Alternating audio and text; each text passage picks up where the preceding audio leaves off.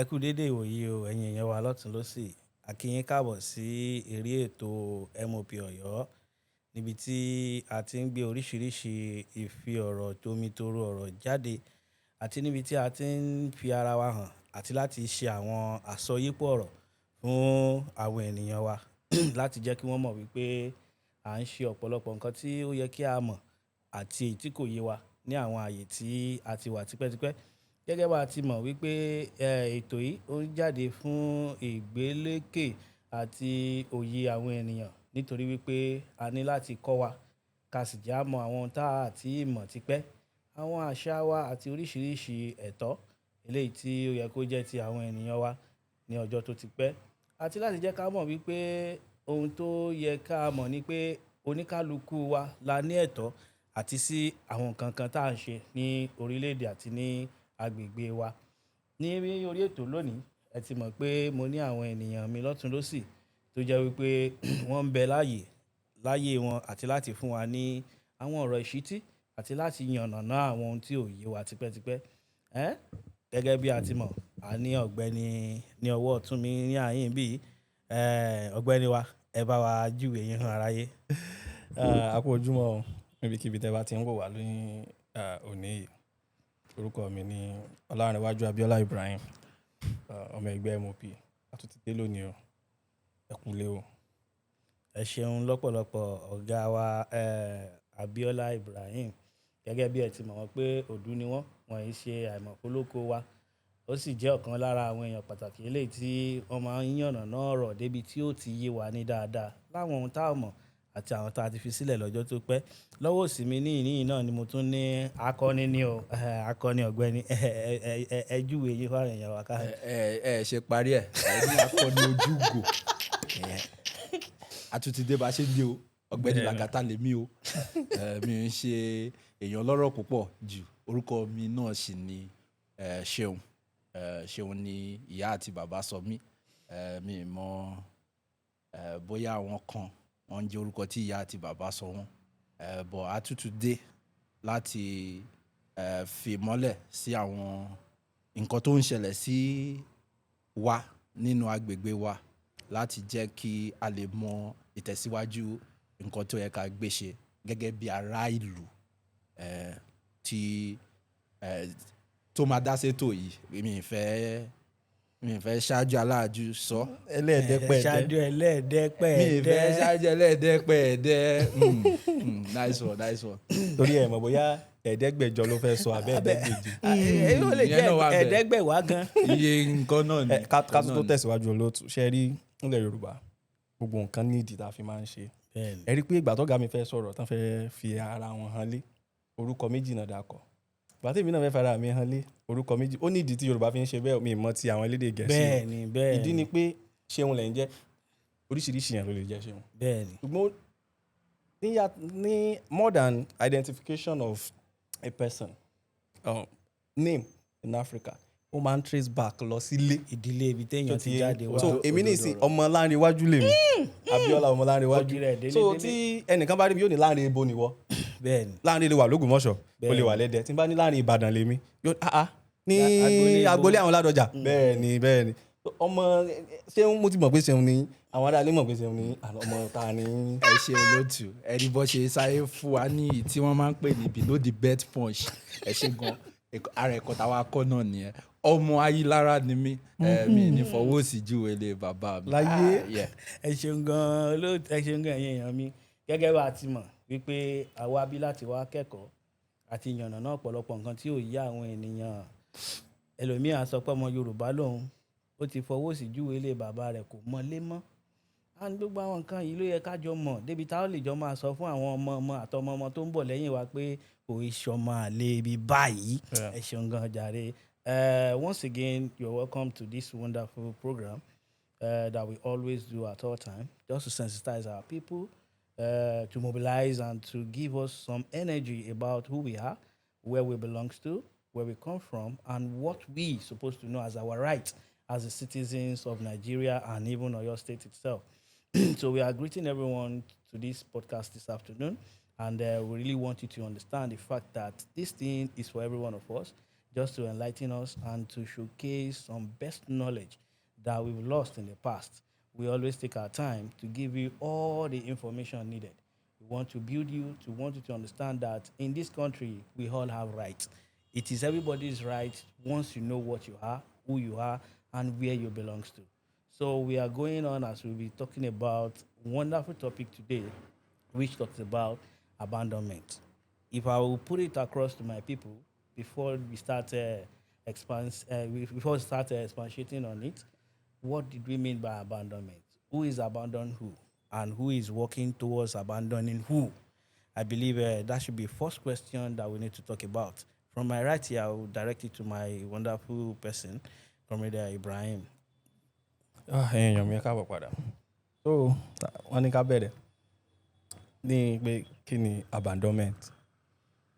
As an African people, it is important for us to know that regardless of bó bá ṣe rò, bó bá ṣe rí rẹ̀, ẹni tó bá ń ṣe, everything is political.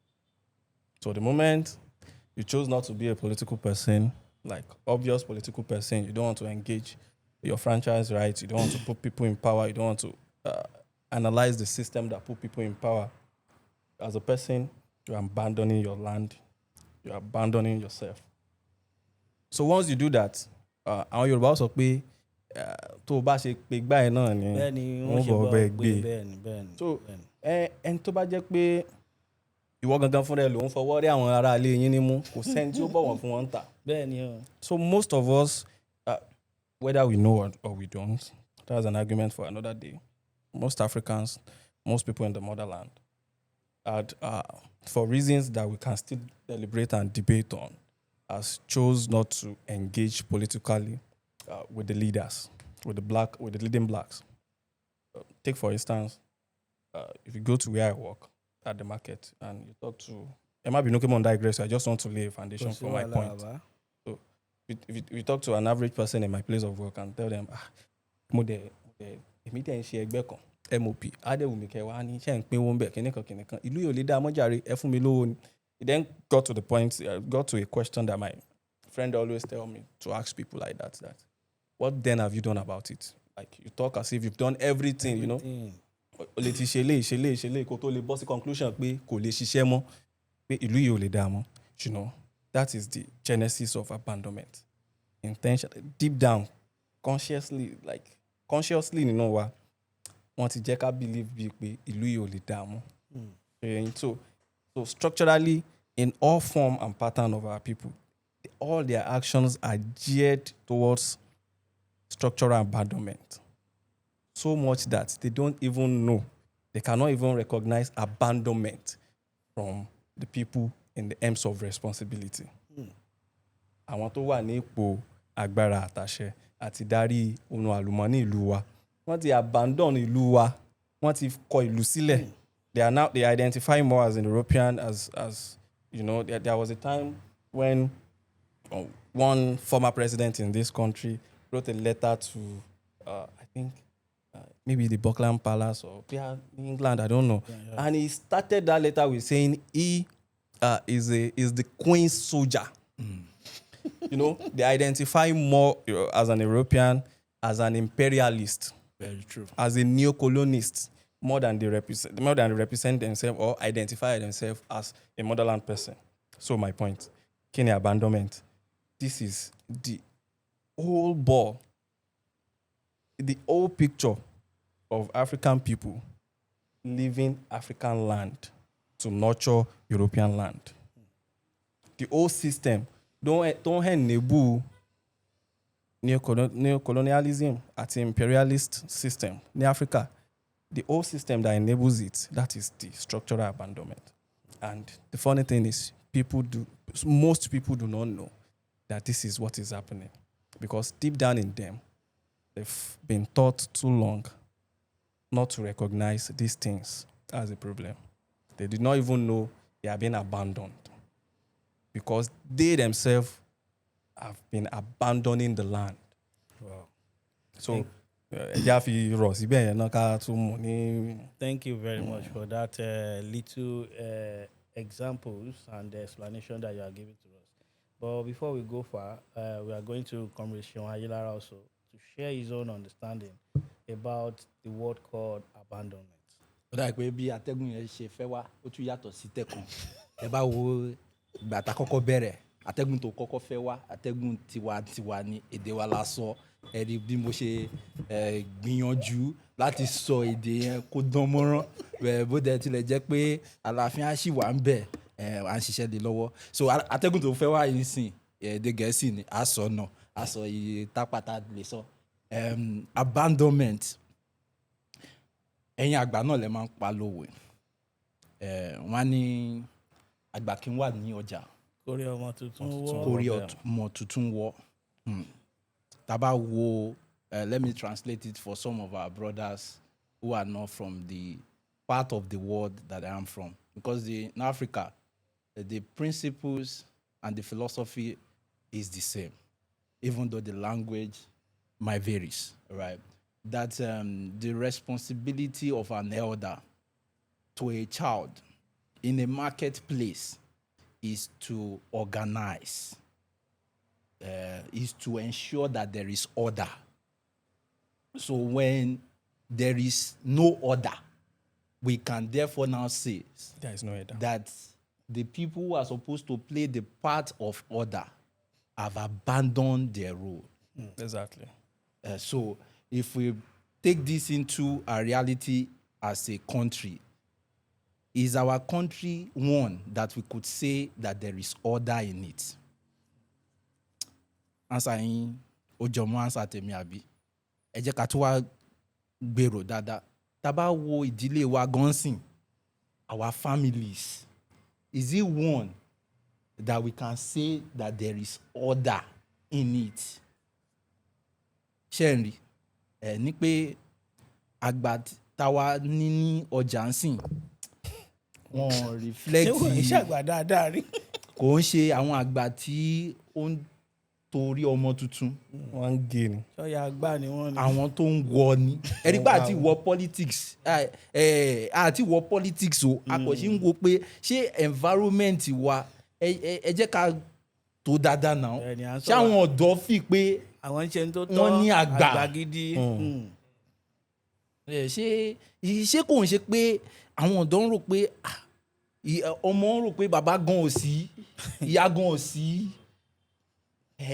ṣe rí gbogbo àwọn kinní yẹn la máa tó papọ̀ la máa tó wọ́n ọ̀kan sí ọ̀kan tó máa di èjì la máa fi máa wò pé òkè ibo gangan ló ti wọ́.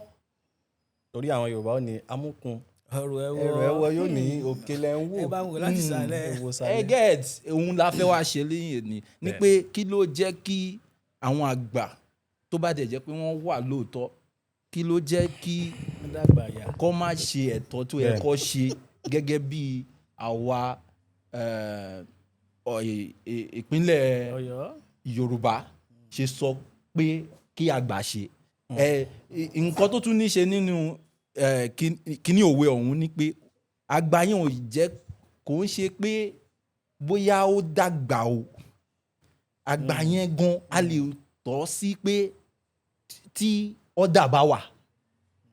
Let me say that in English, that the philosophy in that proverb is not one that really emphasizes on just age or number, but the functionality that such should do. That if there is order and we can't see people who are aged, there is an elder there. There are adults there. So if we can see an environment full of aged people and there is no order, we can therefore now say there is no elders in it. So for instance, ṣé ká máa wọnú politics lọ. ẹ má jẹ́ ká ti yànnà náà dé bá a ṣe ń lọ yẹn. Ẹ ṣeun gan ọ̀gbẹ́ni Ṣeun Ayílára. Gẹ́gẹ́ bá a ti gbọ́ tí ó dẹ̀ yẹ kó yé wa ni wípé bí àgbà bá kọ ààyè rẹ̀ sílẹ̀ ọ̀pọ̀ nǹkan ni ó ṣẹlẹ̀. A ní láti máa mọ àwọn èròǹgbà àwọn ènìyàn wa débi tó jẹ́ pé gbogbo àwọn nǹkan wọ̀nyí ló yẹ kó ti jẹ́ òye tó yẹ ká fi lé àwọn ọmọ lọ́wọ́ láti kékeré kí wọ́n tó dàgbà dé ipò tí wọ́n wà. Àti pé àwọn irú ìwà yìí ó jẹ́ kí a máa sọ ààyè wa àti ẹ̀tọ́ wa nù gẹ́gẹ́ bí ọmọ orílẹ̀-èdè eléyìí tí a jẹ́. So ká tó wá tẹ̀síwájú ẹ sọ̀rọ̀ kan lẹ́ẹ̀kan wípé gbogbo nǹkan náà kọ́ ni à ń mú lọ sínú òṣèlú pé ká má ti lọ sínú òṣèlú a sì sọ pé Yorùbá sọ pé ilé òun la ti kó ẹ̀ṣọ́ ròde Yorùbá náà ló tún sọ pé ilé là á wò ká tó sọmọ lórúkọ irú orúkọ wo là ń fún àwọn ọmọ wa eléyìí tó jẹ́ pé ó ń bá wọn déta láti lè mọ irú ìwà tí wọ́n ń hù bí nǹkan tí ọ̀gbẹ́ni Ṣeun sọ lẹ́ẹ̀kan pé bí àgbà ò bá sí nínú ilé bó ò ní irú ilé náà ṣe fẹ́ rí irú orúkọ wo gan-an ni a fẹ́ sọ ọmọdé bíi tí ó déta tí ó lọ hùwà tí ó tọ́ tá a bá wò ó ní téèyàn mọ̀ nínú ilé ló ń gbé dépò òṣèlú o ṣé bẹ́ẹ̀ ni àbí bẹ́ẹ̀ kọ́ ọ̀gbẹ́ni Ṣeun mo rí pé ní nǹkan tẹ́ ẹ fẹ́ sọ láàrin ẹ̀. bẹ́ẹ̀ ni bó dẹ̀ ti lè jẹ́ pé memory ò serve me right by mi ìrántí orin Fẹlá yẹn gọ́gọ́ pàtó báyìí but mo play ní ọjọ́ díẹ̀ sí ìgbà yìí ó sọ̀rọ̀ nípa teacher don't teach me nonsense tá bá gbọ́ orin yẹn dáadáa ó ní who dey teach teacher ó ní for family wey we dey family na parent be the teacher ó ní when we dey school na teacher be the teacher ó ní when we dey university na university be the teacher ó ní when we come cross carpet enter the market world like they will say government come be the teacher so he come say who be the government teacher they come chorus am say culture and tradition tẹ́ bá dí sí ìsòrí yẹn dáadáa ẹ mọ̀ pé culture and tradition ló ń kọ́ but àwọn tó ń kọ́ wọ́n kọ́ mọ̀ọ́mọ̀ deliberately kọ́ bíi pé wọ́n sọ corruption and tradition so ó tún wá tọ́ pinpin nínú orin yẹn ó ní who is the culture and tradition fún African people. ìbéèrè yìí tún ga o who is the culture and tradition ṣé kò ń ṣe pé abandonment náà ti wà nínú culture and tradition táwa ń sọ culture oní culture the culture ti wà. èyí tún. so tá bá wo family yẹn dáadáa ń sìn tá bá padà sórí family pé kí ló ń to family sìn I realize pé culture and tradition yẹn náà la ṣe máa padà sí. kí ni culture and tradition táwa ti abandon. kí lè tán lò báyìí. ó ti ń fẹ́ lójú o ká ra sọ báwọn nítorí pé tá a bá ní ká tọ̀ tá a bá wo culture ìyẹn àṣà wa òun ló yẹ kó jẹ́ ìkíní ká tó sọ pé à ń lọ sí ètò ẹ̀kọ́ àbí òbí ọ̀rọ̀ tí mo sọ pé ilé la ti kẹ́ṣọ́ ròde inú ilé ni àṣà ń bẹ àbí bóyá mo parọ́ ẹni tí ò sì mọ àṣà láti ilé kò sí bó ṣe fẹ́ tọ́ débi tó jẹ́ pé bó bá dé ta irú ìwà wo ló fẹ́ wù ọ̀gbẹ́ni Ibrahim bó lè rí sí.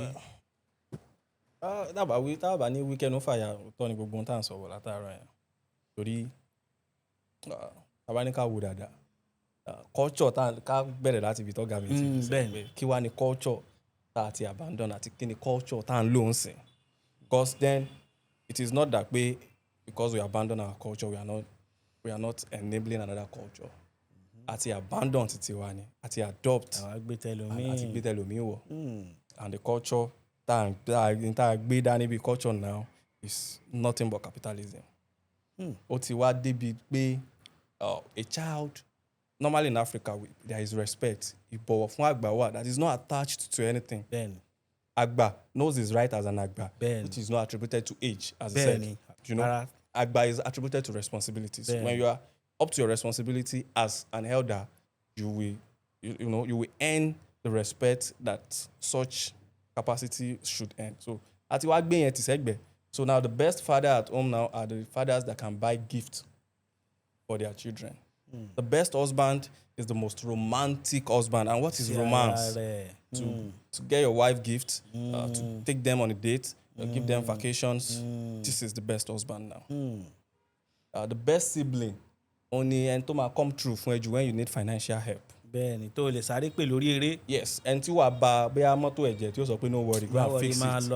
You know, they are not teaching you responsibility. They are not teaching you action and consequences. This is àwọn nǹkan táwa gbé kalẹ̀ nìyẹn. This is the African culture. The African culture ní pé there must be action and consequence. There must be exactly you must be responsible. O gbọ́dọ̀ jó ìyàwó di láì lè gbẹ́ díẹ̀. O gbọ́dọ̀ dàgbà kó wá dàgbà àyà. Bẹ́ẹ̀ni. Tó bá ti dàgbà àyà ọmọdé ìṣẹ́ ń bẹ́ ń ta. Níbàdàn wọn á fojú ẹ̀ rí mọ̀. So the best of friends now are the friends that can only provide for you. When it is not transactional, when you are not benefiting something or the other from a friend, then it's not a friend, it's a fake friend. You know? So these are the àwọn nǹkan tá adopt. The culture we now adopt. And this is the teacher. Ó máa wá ti mọ́ wa lára débi pé we continue to see this and want to, you know, ó ti wá mọ́ wa lébi pé we even want to do more. Nínú ìwà àbàjẹ́. Religion dẹ̀ tún wà ń bẹ̀ o. That's another thing. Tó tún sọ fún wa pé àwárí tí wàá ṣe. Tó máa dúpẹ́ tí wàá máa dúpẹ́ pé, you know, wọ́n ti individualize. Ká tó bẹ̀rẹ̀ ètò àsọ̀rọ̀ pa èèyàn kan tí ó gádà àwọn èèyàn ń fẹ́ sọ pé ẹran ẹ jẹ́ àsọ pé àwọn èèyàn ẹ má wulẹ̀ sọ bá a ti sọ̀rọ̀ rẹ̀ di orí afẹ́fẹ́ la wà. a ti sọ̀rọ̀ rẹ̀ di ní pé àwọn èèyàn wa wọ́n gádà wọ́n wá sọ fún wọn pé nínú ọdún yìí o neighbor wọn á máa bẹ̀bẹ̀ fún oúnjẹ wọn. So this is the new culture, and nílẹ̀ Yorùbá culture tá abandon ni pé igi kan ìjáwá igi kan ò lè dágbó ṣe àjòjì ọwọ́ kan kí ni kò lè dẹ́rù dórí báwa ṣe bílẹ̀ Yorùbá ṣe groom ni ẹ pé olówó kọ láàrin òtòṣì mẹ́fà olóṣì gbogbo wọn. So we understand the value in socialism pé a gbọ́dọ̀ make sure pé we socialize kájọ gbéra wa ń gbọ́wọ́ wọ́n ní pé àwo ń gbáwo ní gbọ́wọ́ ni báwo bá ti gbáwo ní gbọ́wọ́ àwo àtẹ́ àwo àyà. So àwo tí ń wọnú ọ̀rọ̀ wa báyìí o. ọ̀rọ̀ lásán ni. Àwo is not spiritual in any way. Àwo is ẹgbẹ́ like social age mate, age group, class. Same thing with Ogboni. Ogboni is not in any way demonic or spiritual. So it's just ordinary. But I'm sọ̀rọ̀ nípa philosophy àti values. Because culture gbogbo àwọn kìíní ló máa darapọ̀ tó máa di culture. And culture yẹn náà ni ó máa recycle. Èèyàn tó gọ́ọ̀mẹ̀ntì náà ti deal pẹ̀lú based on that culture. Àlùnà lọ bímọ. Àwa tọ́ ọmọ náà teacher náà tó fẹ́ lọ kọ́ olùkọ́. Tí òun náà tó ti sọ pé kó nà ọmọ pa ni. Ànàpá ni tí ó bá ti gbẹ̀jẹ̀ lára ọmọ àwọn òdẹ ní wọ́n ní ọmọ ẹni òun burú títí. ká lè fẹ́ kún pàjẹ́. We don't have that kind of ideology. Ẹ wo philosophy tí ó ń bind wa ta sọ ta abandon ta ní kò dáa kò ṣe tó kò túnwọ̀n tó kò búrẹ́wà tó. Ẹ ṣeun gan ẹ̀yin aráalé ká tó lọ sí orí ètò ta ní ìbéèrè eléyìí fún ẹ̀yin aráalé ni tó jẹ́ pé màá fẹ́ kẹ́ wojú pátákó wa ẹ rí àwọn ibi tẹ́ lè ju ìdáhùn yín sí. Ó ní wípé ṣó tọ́ fún wa láti padà sí ètò ẹ̀kọ́ wa àbí ká máa tẹ̀lé ètò ẹ̀kọ́ onígẹ̀ẹ́sì eléyìí tí wọ́n gbé wá bá wa lọ. Àti wípé ìkejì lélẹ́yìí ó ní wípé ṣé ọjọ́ orí là ń pè lágbà ni àbí ọgbọ́n òun là ń pè lágbà.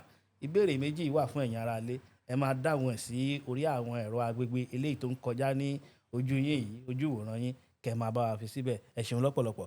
Ká padà sórí ìbéèrè ẹlẹ́ẹ̀kejì. A sọ nípa àwọn oríṣiríṣi ohun tó ṣẹlẹ̀ ní orí tá à ń gbọ́ káàkiri lórí àwọn ẹ̀rọ ayélujára wa káàkiri wípé àwọn awakùsà epo eléyìí tí ọ̀gbẹ́ni Dangote àbí kí náà ti pe orúkọ rẹ̀ tán ni wọ́n dán oríṣiríṣi wò ní ojú ọ̀nà wa with the level of their atrocity that has been coming up. Is it allowed within the law of this country that you can just do anything and walk out of it without any punishment or without any check and balance and every other thing towards that? Ẹ ṣe olótù. Ẹ ṣeun gan. Tí a bá wo ọ̀rọ̀ yẹn ibi tí ó dàbí pàtí wá dé ibi tó yẹ ká dé. Ibi tí problem díẹ̀ a lè sọ pé problem díẹ̀ ló máa ṣẹlẹ̀ tó bá jẹ́ pé èèyàn kan nínú ẹbí ni ò ṣe nǹkan tó yẹ kó ṣe. Ẹlòmíì lè gba ipò yẹn kó ṣe. Bọ̀ tó bá ti ń jẹ́ pé àwọn èèyàn púpọ̀ ti ń parapọ̀ má ṣe nǹkan kan sí nǹkan ẹ̀tọ́ tó yẹ kó ṣe ìyẹn ti di systemic problem. Ó ti di nǹkan tá a máa ń pè ní systemic problem. Tá a bá wo ọ̀rọ̀ yẹn dáadáa àwọn kan wò wá ní ọ̀nà tí ò dá ni. Òun ló ń dá wàhálà lẹ̀. Òun ló ń dá wàhálà lẹ̀. Ẹ jẹ́ àṣẹ ọ̀nà kọ́ náà dá.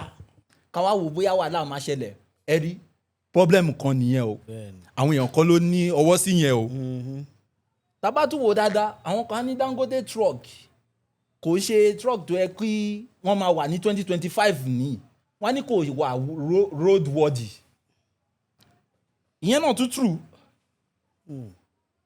àwọn truck tó ń já brake tí brake ń lose control lójijì tá bá tún wò dáadáa wọ́n wá ní irọ́ ni o àwọn èèyàn wa tó ń wà ní wọ́n ń sùn ní ìdí mọ́tò wọ́n mú gògóró wọ́n mú tajútajú ẹlòmíà sọ débi pé ṣé Dangote ló fún wọn lọ́tí mu ni. àbí exactly ìbéèrè kan ni tó ṣe pàtàkì. ẹ tún rí àtúwá ti ní human problem. because ó yẹ ká máa bèèrè lọ́wọ́ ara wọn pé èèyàn tó ń mutí nídìí steering ta ló yẹ kó protect mọ́ life ẹ̀ jù èèyàn tó wà ní di steering àbí èèyàn tí ò di ní di steering kí ni wọ́n kọ́ àwọn ètò ẹ̀kọ́ wo ni wọ́n kọ́ ètò ẹ̀kọ́ wo ni wọ́n kọ́ pé tó bá wá dé ojú ẹ̀ tí oorun bá gbá a mú kó yà sẹ́gbẹ̀ẹ́ kó park kó lọ sùn ètò ẹ̀kọ́ tí wọ́n kọ́ tí ò value life ẹ̀ ṣé yẹn ni ètò ẹ̀kọ́ tó máa value life another person ẹ ti rí i pé tá bá wá pa gbogbo ẹ̀ mẹ́tẹ̀ẹ̀ta papọ̀ a ní social problem a ní governmental problem a ní human problem ẹ wá realize pé a ti ní systemic problem ó ti di mẹ́ta ó ti náwó ayé nú àwọn ò wá láyé nǹkan tá a máa sọ nìyẹn nǹkan tí àwa máa sọ nìyẹn tí ọba ti di pé a lè tọ nǹkan problem yẹn sí nǹkan ẹyọ kan tó bá ti pọ̀ jù nǹkan tá a máa sọ nìyẹn a máa ní ó náwó ayé nú. àwọn ayé ni wọ́n lè láwọn àjẹ ilé wọn ló bẹ̀rẹ̀ iṣẹ́ lórí ẹ̀. So who are the people that is responsible for these three things? That's the question. Tá bá tọ́ pínpín ẹ̀ dáadáa máa realize pé is the government. Tòótọ́. So who has failed to deliver a world-class road? Ìjọba ni. Ìjọba. Who has abandoned his responsibility to screen the motor? The car itself. Ìjọba náà ni. The vehicles. Ìjọba ni. Because he has the power. We have given them the power to do that. Yes. To consider and carry out roadworthiness on our motor. And people pay it. They collect it from private commuters. Kò sígbà tó fẹ́ sọ̀wé ẹ̀ di tuntun lọ́dọọdún wọ́n béèrè gbogbo ẹ̀ nínú ẹ̀. Exactly. And I give kudos to bí ọ̀gbẹ́ni wa kan ṣe sọ. I give kudos to those who are paying it because the question again we should be asking ourselves is our road even worthy of our cars? Òótọ́ sì tún ni o. Ebi torí gbogbo kókó tá a fi ń sanwó náà ni pé kọ́nà lè dáa. Then tá bá tún wá tọ́ pínpín ẹ̀ dáadáa ta ló abandon responsibility láti kọ́ àwọn tí ó ń wa ọkọ̀? Ìjọba náà lọ́wọ́ ń bẹ́ẹ̀. Tá bá tún wá tọ́ pínpín ẹ̀ dáadáa nígbà tí accident bá wá ṣẹlẹ̀ ta ló jẹ́ kí ó di complaint tí ó kọ́ sí life and of our people responsible to their crime? Ìjọba. Ṣé wọ́n ń ṣe? Olórin kan ní gbogbo wa là lọ́wọ́ ń bẹ gbogbo wa là lọ́wọ́ ń bẹ bí Nàìjíríà ṣe bàjẹ́ gbogbo ìlọ lọ́wọ́ ń bẹ. So a ní ọ̀pọ̀lọpọ̀ iṣẹ́ láti ṣe ní ọ̀rọ̀ orílẹ̀-èdè nítorí wípé ọ̀rọ̀ ìjọba yìí náà ni a tún padà sí. Mo wá wò pé nǹkan Ibrahim bó lẹ́yìn ṣe rí ṣé àwọn tíjọba fi ṣiṣẹ́ ni wọn ò kojú òṣùwọ̀n ni àbí bó o ni ṣófin wa ni kò mú wọn ni àbáwọn náà mọ̀ tí wọ́n ń ṣe. Táwọn bá ní ìjọba ẹnìkan ò lè jẹ́ ìjọba. Bẹ́ẹ̀ni.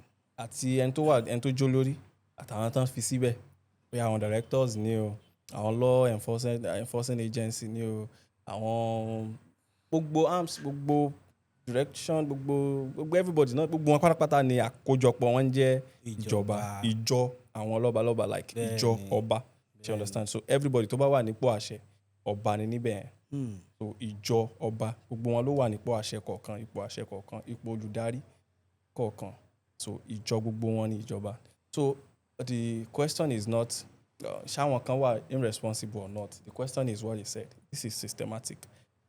With this system, but the system tó wà níbẹ̀ yìí, anybody tó bá wà níbẹ̀, no matter how much he can lie that he's trying, kò ní show.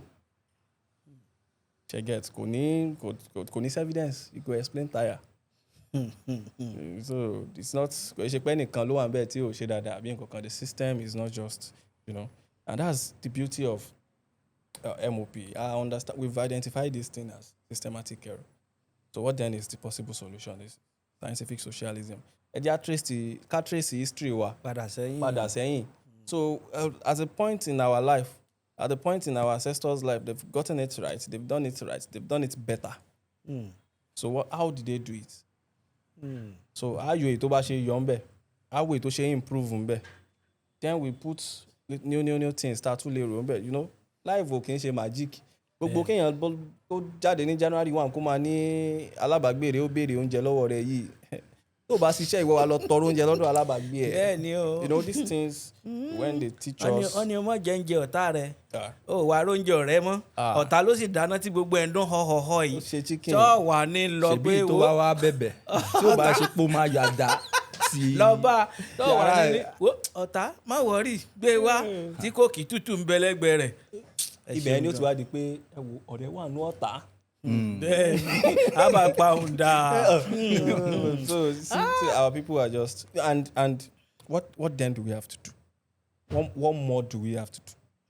Kò lọ́fà. Mo ní ká tó lọ ibi tá a ṣe sí because àwọn ará ilé ń wò pé a ti ń yànnàná àwọn oríṣiríṣi àléébù eléyìí tí ó ń ṣẹlẹ̀ ní orílẹ̀-èdè wa tó jẹ́jẹ́ wípé kókó pọ̀ nínú àwọn ọ̀rọ̀ tí à ń sọ yìí. Gẹ́gẹ́ bí nǹkan ẹlẹ́ẹ̀kejì ó ní wípé ká tó lọ bí ń tá a ṣe sí mo fẹ́ ká sáré yànnàná ilé yìí. Kí ló dé tó jẹ́ wípé àwọn ìjọba wa ó jẹ́ wípé bí nǹkan ṣe wọ́n ti fò fẹ̀rẹ̀ wọ́n ti gba òkè òkun lọ bí wọ́n fẹ́ só tọ́rọ̀ rí sóso wọ́n ti fò fẹ̀rẹ̀ wọ́n ti gba òkè òkun lọ. Kí ló dé tó jẹ́ pé bí tọ́rọ̀ rí só yẹn tí wọn ò lè ṣàtúnṣe rẹ̀ ní orílẹ̀-èdè wa ń bí. Ìyẹn ni wípé what all these things that they were governing, that means they are not perfect. That's my own view. See, Egbon, we are not even seeking perfection. Okay. We just want a system that works. Even níbi tẹ́ ẹ ti rò pé perfect they die in their hospitals there. Buhari died in one of their top tier hospitals in London. Yeah, Yes. So they died there too. But there is no trust. Then why are we going in the hand? There is no trust in the hand of wannabe oppressors. Who are the oppressors in the making? When the one former governor in Kogi was governor, he was the oppressor in power. So there are directors in Ministry of Government that want to be in that chair of oppressor. So when he was going, chose one of the upcoming oppressors, the oppressors in the making. He chose them, put in power. What message do you think that communicates to other directors in his own cabinet? He have to do his bidding such that when he's going, he will put them in that seat. My point is, they understand the system, that none of the people in all sectors is doing anything for humanity. None of them is doing any service that will render anything of advantage to humanity. Do you understand? It is capitalism. This is profit business. Make more money than you can ever spend. So they know the system in the hospitals is making money for some people, not to save lives of people coming in. So they will never possible. There is no way. Most often we spend billions in the budget. It's always there now. Hospitals don't want the Aso Rock. Budget they apportion billions, if not more than that, to that particular hospital every budget period. Budget. And no presidents will go there for ordinary paracetamol. They will not even do checkup there.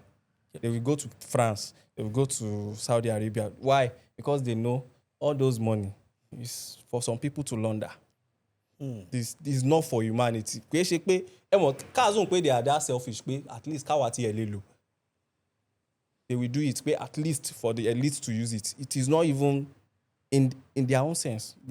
I want one PA on everything. Their PA will tell them, "Ọ̀gá tẹ́ bá lọ hospital yẹn ibẹ̀ lẹ máa kú sí o." PA ni so. I'm telling you, that is why it was. If you see loyalists to one of our former governors in Oyo State, late Ajimobi, and they will say confidently, if it was not for COVID, if they were able to fly governor out, he wouldn't have died. They will not say, if governor has fixed the hospital in Oyo State to be in the standard of where they are flying him to, the governor would not have died. And governor died. So it's not because they know it is business. It is just to make money.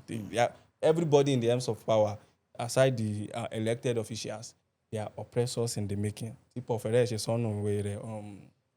pedagogy of the oppressed. He said, and you see, oppressors in the making cannot end oppression.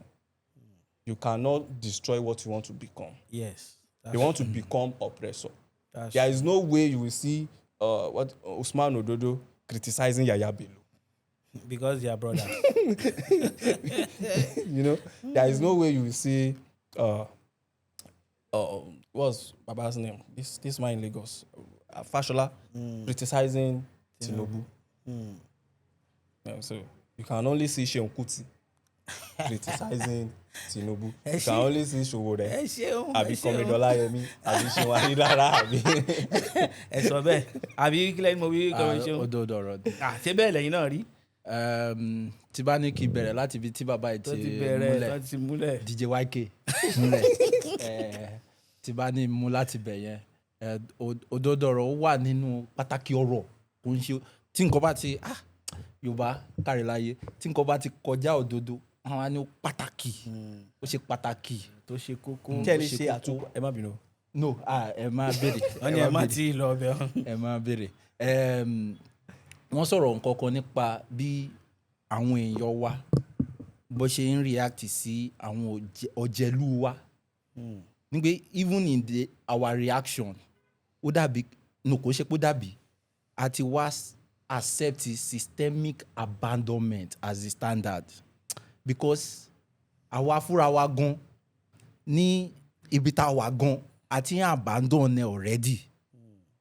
So tí bá padà sí orin tí mo fi bẹ̀rẹ̀ orin Baba Fẹlá honourable Baba Fẹlá the great Fẹlá Aníkúlápó Kútì Comrade Fẹlá Aníkúlápó Kútì. Comrade Fẹlá Aníkúlápó Kútì. Tí bá padà síbẹ̀ I realize pé abandonment ti ṣẹlẹ̀ ní home. Abandonment home tó ṣẹlẹ̀ ní pé àkọ́ culture wa àti tradition wa mọ́. Abandonment ti ṣẹlẹ̀ ní school. Vocabulary, our language is now vocabulary. And it is vernacular. And it is a crime to speak your language. To speak our language in our own land. So abandonment. Lecturer too, òun náà ṣe tiẹ̀. A béèrè fún káwọn ọmọ fún bribe láti pass. Owó àìtọ́.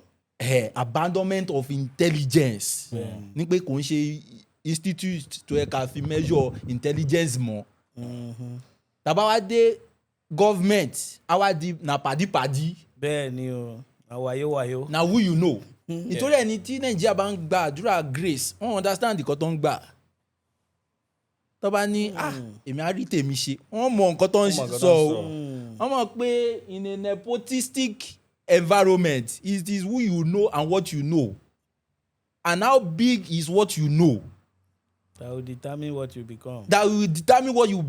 So tẹ́ bá ra àwọn èèyàn wa tó lọ cleave to power. It's because wọ́n mọ̀ pé it's not by merit anymore. Exactly. It's by grace. But nǹkan tó problem tó ṣẹlẹ̀ ni pé káàdẹ̀ ní pé gbogbo kíní ìbóyè ń ṣẹlẹ̀ sí wa à mọ̀ pé nǹkan kan rọ̀ǹgò kíní yóò jẹ́ kó máa lọ báyìí o. Nǹkan tó wá ṣẹlẹ̀ kọ́ ni pé nǹkan tó ṣẹlẹ̀ ni pé àti wá dé point rẹ pé àwa náà ti accept ẹ̀ àti adopt ẹ̀ as the standard as the status quo. Ibẹ̀ yẹn ni ò lè jẹ́ ká rí bẹ́ẹ̀ ṣe sọ ọ̀gbẹ́ni wa tí ó lọ vacation tó dà wá lẹ̀ sínú ìdààmú yìí. Wọ́n sọ̀rọ̀ àwọn ọmọ pẹ́pẹ́yẹ. Ìyẹn ni ò lè jẹ́ káwọn èèyàn wá rí bíi abandonment because nínú ètò tàwọn náà wọ́n ti abandon. Àwọn náà ti ń abandon. Wọ́n lè ti máa sí ní ipò tí wọ́n ti fẹ́ lé abandon as a president o but wọ́n ti ń abandon.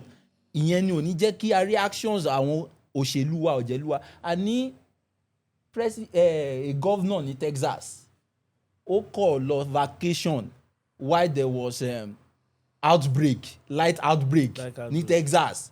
Wọ́n dẹ̀ sọ pé torí pé ó mọ̀ pé outbreak ti ṣẹlẹ̀ before kó tó lọ wọ́n dẹ̀ yọ ń ṣẹ́.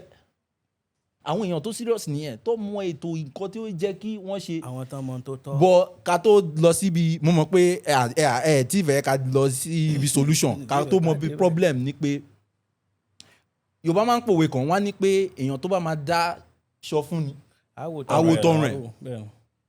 Ṣebí tó bá yẹ pé ìsọ tiẹ̀ òun ló ní ìsọ. Tí ìṣepò yá. Tí kò ṣe pé wọ́n ń ṣiṣẹ́ fún yàn gan. Ara ọ̀gbẹ́ni Abiola sọ èdè kan lẹ́ẹ̀kan yẹn wọ́n ní àwọn operate capitalism ń pé profit. Where is the profit? Níbo gan ló ń lọ? Ta la ń ṣiṣẹ́ fún? À ń ṣiṣẹ́ fún àwọn tó fẹ́ query ẹ̀ ni. So according to one of our ancestors pa Kwame Nkrumah wọ́n sọ ètò àwọn èèyàn tí àwọn ọ̀jẹ̀lúwa yìí ń ṣiṣẹ́ fún. Wọ́n sọ ìdí tí a fi lè ní àwọn nǹkan ètò tó máa tọ́ ìgbélé ayé wa síwájú. Ètò múnádóko. Wọ́n sọ. One of the ètò tí the imperialists in the English word nǹkan tá à ń kọ tó gbúdọ̀ ní ni pé wọ́n gbúdọ̀ ní capitalism. Wọ́n gbúdọ̀ ní ètò tí ó value profit over human life. Sáré wá gbà. Láti extort and exploit us. That's true. So tẹ́ bá wo everything tí à ń ṣàṣìṣìn ibẹ̀ ni màá ti dúró. Tẹ́ bá wo gbogbo nǹkan tí àwọn Abandon kò ń ṣe nǹkan táwọn Abandon gan ni even the focus now. Kí làwọn Abandon fún? European things. Arabian things. Things that are not outside us. So ó jẹ mọ́ nǹkan tí àwọn èèyàn wa náà sọ pé àwọn náà mọ̀ pé hospital wa kọ́ ni nǹkan tí a gbọ́dọ̀ lọ face o. Hospital abroad ni. Ilé ẹ̀kọ́ tiwa kọ́ ni ilé ẹ̀kọ́ tòkè òkun ni. Ilé ìgbafẹ́ tiwa àbí ṣáàwò ní ilé ìgbafẹ́ tí olùdarí wa ti lè jẹ́ tó ti lè ṣe vacation díẹ̀. Tó ti lè jẹ jáfẹ̀yìntì. Kò tẹ́ wọn lọ́rùn. Kò ń ṣe ibi tó ń ṣiṣẹ́ fún nìyẹn. Ibi tí profit wọn wà náà lọ. A ní aṣọ èèyàn tó bá fẹ́ dání láṣọ àkọ́kọ́ wo tọrùn ẹ̀. Ló jẹ́ kí n wọ àǹkárá. Tèmi náà wọ èyí tí mo wọ̀ yìí. So ó máa point wá sí pé nǹkan tí tó bá yẹ pé nǹkan tí àwa náà tí à ń Abandon fún ó jẹ mọ́ nǹkan tí àwọn olùdarí wa ń Abandon nù nǹkan táwọn náà Abandon fún problem ti wà and ibi tí problem gangan ti wà ni. Ẹ ṣeun gan ọ̀gbẹ́ni Ṣeun Ayélára. This is just a preamble of what you should expect from MOP. We are going into solution, even though we are not going to stay long on that. But if you believe you have something to contribute, or you believe you are available to come up on this podcast and at least showcase some wonderful discussion, or you believe you can withstand it, just DM us. We can invite you up to come and join this conversation. It's a continuity thing where we are ready to enlighten everybody. We are not doing it to showcase our talents or whatever, but to enlighten our people and let them understand the difference between culture and education. Understanding and just being playing around, feeling I know too much, I'm big, I'm that. There's never been any better person when you cannot give clear education, clear understanding to people out there. When you cannot sensitize your colleagues, your age mates and adults to some extent where they will know that I have been cheated in this country. I can say it categorically that I have been cheated and I will do something towards it. What about you? So the question is for the people in the house. So my comrades, what and how do you think we can start looking for solution? Kí tó sọ̀rọ̀ nípa solution, lára nǹkan tá ti Abandon ni even ìwé tá ń kà. Bẹ́ẹ̀ni. Tá a bá máa sọ̀rọ̀ bí scientist, bí ọ̀gbẹ́ni professor, ká tó sọ, wọ́n ti kó ti Plato, Socrates, Shakespeare. Shakespeare. Wọ́n ti kó wọlé. wọ́n ti kó ti gbogbo àwọn yẹn ó ti kún ọpọlọ wa kí ló ṣẹlẹ̀ sọ́rùnmìlà philosopher náà ni. ìwé tí ẹ ò kún tó. kò kún. ṣáàtì ẹ̀ka wọ́n mọ̀ òun náà na abandonment. See the beauty of understanding now. Tán yìí sọ Ọ̀rúnmìlà nísìn, you did not even question Ọ̀rúnmìlà to be in the league of philosophers. You said ìwé tí ẹ ò kún tó, meaning you've read it.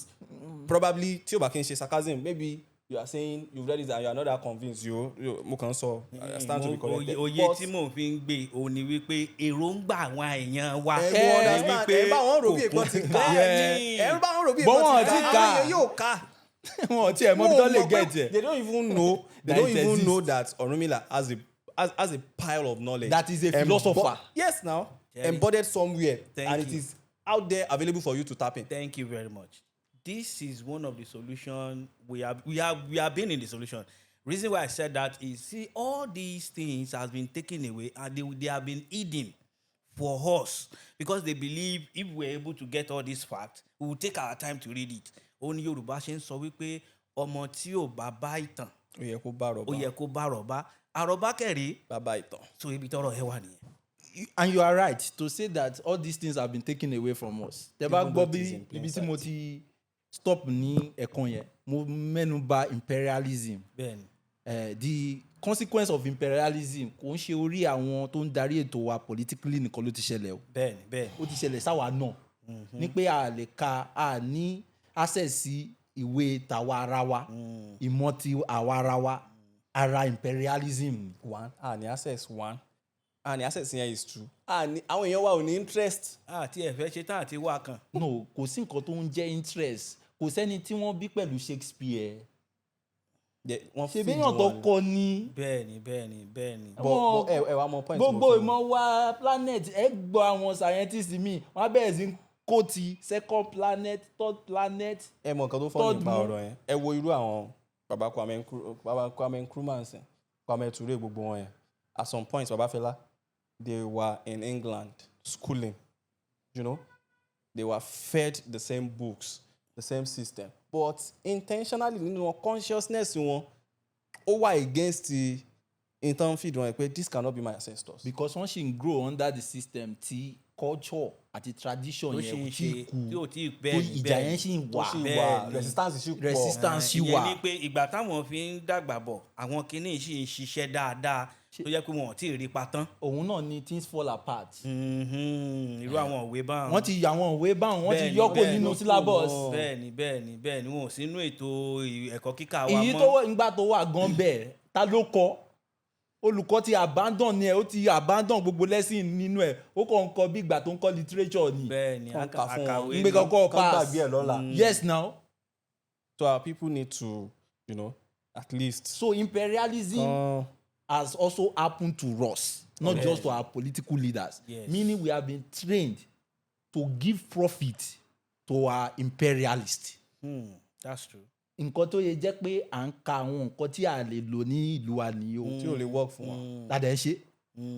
Tí gbogbo adé ń retí pé tá bá kà tán ibi àmọ́ bí tá ti máa lọ lò. Bẹ́ẹ̀ ni a lè lò ń bì. Àwa náà mọ̀ ọ́n. Torí kò ṣètò ẹ̀ fún wa bẹ́ẹ̀. Èyí tá ka gan bì tí a rò pé a ti kà nǹkan gidi tá bá débẹ̀ àmọ́ṣẹ́ wa ọgán. Bẹ́ẹ̀ ni tá máa lọ ṣe. Bẹ́ẹ̀ ni o. Torí ká tó débẹ̀ àwọn ti láwọn tí wọ́n ó gbé síbẹ̀. Ẹnìkan ò sì lè wá gẹ́gẹ́ bí àjòjì kó wá lóun fẹ́ gẹ̀dẹ̀. Àná àmọ́ṣẹ́ tá máa lọ ṣe. Àmọ́ ètò àmọ́ṣẹ́ tá à ń ṣe àmọ́ṣẹ́ tí bank manager níbí tó lọ bẹ̀ tó ń ṣe lọ́hùn. Àmọ́ṣẹ́ tá máa lọ ṣe. Bank manager àmọ́ nǹkan tó prep wá fún. Manager náà gbogbo ẹ̀. Primary school children kọ́ bó ṣe mine ní Germany tí wọ́n dẹ̀ ní mining farm. You see? Ibo náà ti ń lò. Ìyẹn tún pa kaṣọ. So bí wọ́n ti ń kó cobalt. Our university children ti wá òjẹ̀ kọ́ mining. Bó ló ti Adẹ̀ ní mining site. A ní resources tó ready to be mined. Exactly. To be tapped in. So imperialism happened to all of us. Àkọ́kọ́ gbọ́dọ̀ accept ẹ̀ ní pé we have been trained for things other than ourselves. Yeah, exactly. That's imperialism. That is why the reason why we justify those slave jobs, like Malcolm X said it in his autobiography, It's called these slave jobs. He didn't call it white collar jobs, because it's a slave job. It's for slaves before. The reason why we will profit that over some so-called dignified office work here is because at the end of the day, profit is none. That I know about the Ronu profit. Kini only make sense. Then, but kò bá lè máa gbálẹ̀ ń bẹ̀, kò bá lè máa dàgbẹ́ nù. But because dollar ló make, profit ló fi think. Then, so automatically owó tí kò lo time ẹ̀ fún, kò sí dignity ẹ̀ fún bẹ́ẹ̀ mọ́. So gbogbo alágúdọ̀ kọ́kọ́ accept pé the family has been trained and is deliberately prepping towards working for interest other than ourselves. So by default, the education that is flying around us today is training us to abandon us. Yes. Tàbá kọ́kọ́ ti wá acknowledge yẹn, láyé ṣe máa wò pé what are the education, what are the information, what are the systems that this system is against? Gbogbo àwọn nǹkan bẹ́ẹ̀ la kọ́kọ́ máa kọ́kọ́ lọ dá padà sí. Dá padà ṣètò ẹ̀kọ́. Paul Ferrer sọ nínú Pedagogy of the Oppressed, who explained education system to Europeans to move to Africa. He said the system, I'm not quoting him, I'm just saying the implication of what he said. Only way Tabawo, the system of education that the colonizers brought to Africa, it is relatable to bank depository system in a way that you will not be trained to inquisify, to ask questions. The teacher will come, will tell you this. On the exam day, we ask you this. And he said, in a real life scenario of African people, of the black people, the real education that I need, the oppressed need, is a teacher-student relationship, such that when the teacher is speaking, it's teaching. When the student is talking, the teacher is learning. Do you understand? They trace it back to Yoruba heritage. My ancestors, God bless my ancestors. Wọ́n máa sọ kíní kan ẹ̀jẹ̀ ń parí kíní ẹ̀ pé ọmọdé gbọ́n, àgbà gbọ́n la fi dálẹ̀ ìfẹ́. You understand? So we acknowledge intelligence in every fucking body. Ọmọdé lè gbọ́n, àgbàlagbà lè. Kì í shut èèyàn up. We don't stop people to ask questions. But now, many things, religion, education, everything has taught us to just shut up. What you call the banking system So of education. And as against the dialogical system of education. So, ẹ ṣeun gan lọ́pọ̀lọpọ̀. Ẹ̀yin ará ilé, mo fẹ́ kẹ́ ẹ farabalẹ̀ kẹ́ ẹ máa bá wa lọ lórí ètò nítorí pé ìpele tá a wà àti ìparí ẹ̀ a sì tún mú wá sí ìrántí àbá ó tún máa tẹ̀síwájú ní orí ẹ̀ láìpẹ́. Ṣùgbọ́n níbi tá a bá dé yìí a fẹ́ fi àdàgbà ètò rọ̀, a ó máa sọ fún yín wípé ẹ máa tẹ̀lé wa kẹ́yìn náà kẹ́ ẹ lè máa béèrè àwọn ohun tẹ́ rò wípé ó yẹ pé kò yé yín, tẹ́ rò pé ó lè jẹyọ ní orí ètò yìí. We welcome all questions, all requests, and we welcome support in any angle you think you can get into this program and be part of the progress of this program. Because this program is educating, it's helping people to know their right from wrong, and it's grooming everybody to a standard level where you know that this is my own right in my own country. We are not ready to go out there and become a slave. And at the same time, in our own country, still become a slave. That's not possible. So, and that's why we stage this program for everybody in Oyo State and outside Oyo State to benefit from this and to enjoy the learning period so that we can create a better future for our upcoming children and children to come. And that's how we can elevate ourselves, promote ourselves from this problem of oppressors, and liberate ourselves from this conversation of what did you have to give me before I can listen to you. Because we are in that stage where a politician will just walk up to us and say, we don't need that again in this country. Thank you very much. I'm welcoming and saying good greetings to my comrades that we are on this show together. I believe we'll still be here next week to have more and expatiate more on this program. Thank you very much. MOP Ọ State is growing, and we believe everyone will grow along with us. MOP Liberation Generation.